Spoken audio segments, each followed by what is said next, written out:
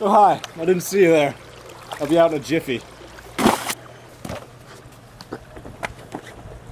Hi, I'm Tim Potts. I'm here to talk to you about Mexico. A lot of good things come from Mexico, like this food. But you know what's not good? Drugs.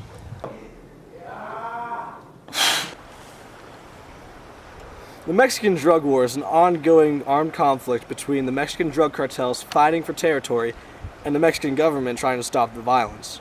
They've grown a lot bigger since the 1990s, and this has caused a lot of attention from the U.S. We've made a lot of key arrests in places such as Tijuana, but this has also led to a lot of violence. Without a leader, they start fighting for territory, and this leads to decapitations and a lot of gross stuff. They also control about 90% of the drugs that go into the U.S. But if you want to know more, ask our on-site historian, Steve Lonhart. Mexico has a long history of supplying the USA with illegal substances. Did you know that during the 1930s and during Prohibition, Mexico shipped in alcohol to the United States? Nowadays, it's become cocaine, marijuana, and heroin. It all started with Miguel Angel Felix Gallardo. He was the godfather. He first established Mexican drug cartels in the 1980s. He imported heroin and marijuana into the United States. He then moved on to cocaine from Colombia.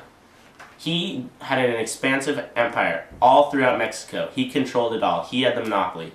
But he grew too powerful, and the United States federal officers knew exactly who he was, and so he moved his family into hiding into Guadalajara, which was where his hometown was, and which was the name of his cartel, the Guadalajara Cartel.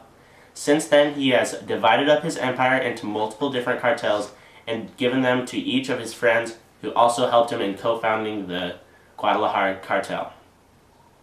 But if you want to know more, talk to our resident violence expert, Chris Conti. Hi, I'm Chris Conti, resident weapons and violence expert. Violence in the Mexican War is a huge part of the suffering in Mexico. Many of the weapons seized by the Mexican police force can be traced back to United States arms dealers. Since the Mexicans have gotten more powerful since the 1980s, the Mexican police force has more than doubled in size. Also, more than 100 top cartel leaders have been extradited to the United States for trial. The reason for this is that much of the Mexican police force and government is on the cartel's payroll, and they cannot be counted on for a fair trial. The Mexicans are also incredibly cruel to any opposition of their power. There have been many cases of beheadings and other brutal murders happening within the cartels, all in their pursuit of power. If you want to know more about the effects of drugs, talk to our resident drug user, Cameron Hart.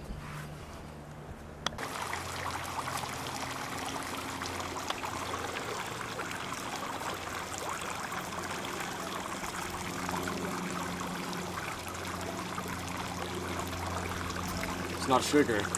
Cameron is now experiencing what you guys like to call tripping balls.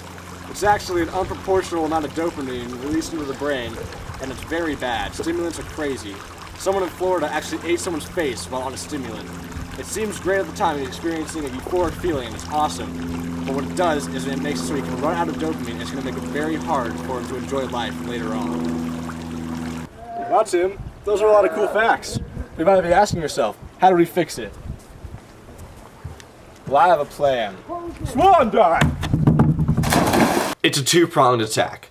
Prong 1, lower supply and demand.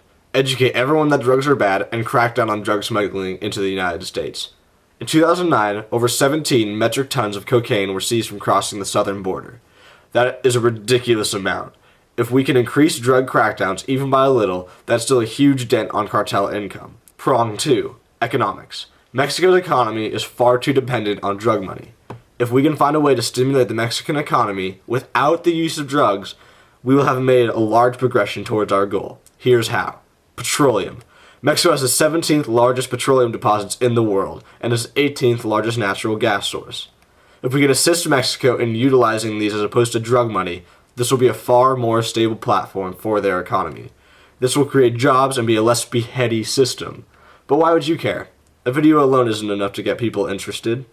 People are selfish, and they're going to forget this video in about 2 weeks. Want to know why you should care?